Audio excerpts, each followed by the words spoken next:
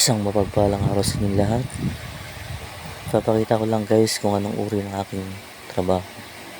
Ayan, isang delivery guys. Pero kahit ganyan, proud ako syempre. Isang marangal na trabaho yan. Kayo din, kung ano man klase ng inyong trabaho, ipagmalaki nyo.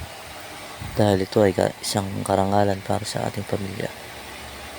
Yan, maging batas tayo sa lahat na nagtatrabaho din na katulad natin. Siyempre tulad din niyang isang delivery din yan. At siya ay isang marangal na nagtatrabaho din para sa kanyang pamilya. Siya po ay aking kapatid. Nakapwa ko rin delivery.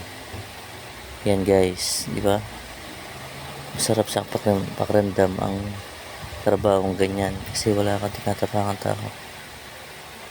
Kaya maging proud po tayo kung ano man ang ating trabaho. Yan guys.